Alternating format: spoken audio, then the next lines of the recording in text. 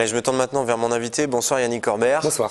Alors vous êtes le patron du Petit London, c'est un bar qui se trouve rue Riquet à Toulouse. Oui. Vous êtes aussi le vice-président du collectif Barbare qui fédère une dizaine de bistrots toulousains.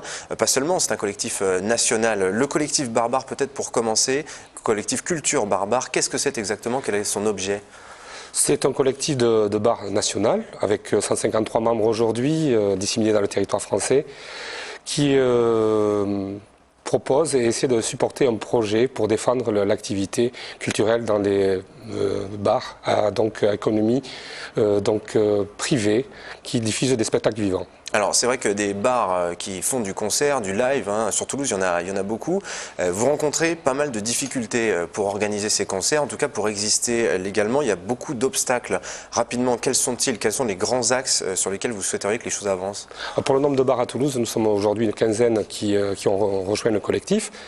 Les axes de législation qui posent problème aujourd'hui pour la diffusion de spectacles vivants dans nos lieux sont déjà le salariat des artistes, puisque nous accueillons des artistes qui sont rémunérés. Nous souhaitons là installer posément une façon tout à fait concrète de rémunérer ces artistes-là et contrairement, je suis perdu, excusez-moi. Sur la question de la rémunération, très concrètement, aujourd'hui dans un bar, comment ça se passe? C'est-à-dire qu'un artiste est payé au chapeau? Nous avons des pratiques qui sont une rémunération au chapeau, un fixe, l'achat de spectacles ou tout simplement aux entrées.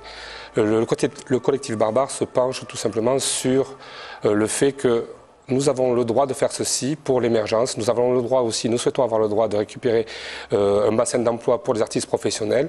Et donc nous travaillons sur ce système-là pour pouvoir, à terme, pouvoir rémunérer au minimum social les artistes professionnels. Parce que ce qu'il faut dire, c'est que les bars qui font du concert, ce ne sont pas des salles de spectacle. Et justement, vous souffrez de ne pas avoir de cadre légal très fixe et vous êtes un petit peu à la merci aujourd'hui de la loi. La législation nous condamne. Elle nous a toujours condamnés.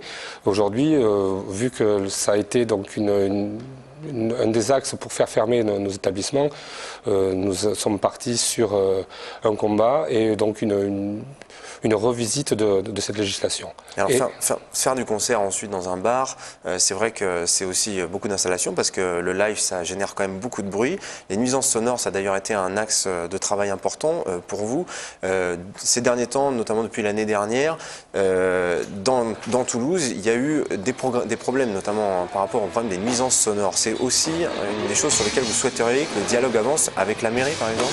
Tout à fait. Donc notre interlocuteur principal c'est notre commune, donc la mairie de Toulouse, puisque nous sommes en son lieu. Et les sonorisations elles-mêmes, dans notre projet général, bien sûr, est un volet essentiel.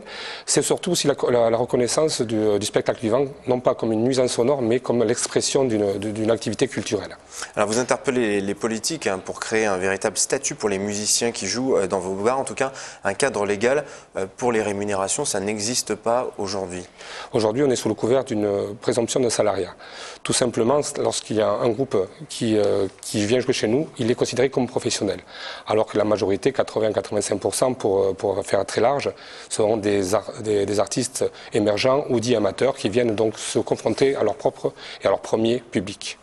Donc aujourd'hui, ce que nous souhaitons, bien sûr, c'est que les pouvoirs publics reconnaissent ce statut amateur, ou pseudo-amateurs, c'est-à-dire ces articles émergents qui n'ont pas la volonté d'être intermittents de spectacle ou qui sont en cours de professionnalisation. Mais en contrepartie, nous essayons bien sûr d'ouvrir nos bars comme un bassin d'emploi possible pour l'intermittent et pour le musicien et artiste, de façon générale, professionnel, pour qu'ils puissent donc être rémunérés sur le cadre légal de l'intermittence sur un cachet minimum. Merci Yannick Corbert, patron du Petit London et vice-président du collectif Culture Barbare. On va rester dans votre bar d'ailleurs, le Petit London, avec ces images tournées hier soir d'un groupe, les Dancers in the Red, des Toulousains, qui viennent de sortir leur premier album intitulé tout simplement Dancers in Red. Un son plutôt garage, c'est plutôt musclé, vous allez l'entendre. Et vous pourrez d'ailleurs les revoir le 24 février au Cri de la Mouette.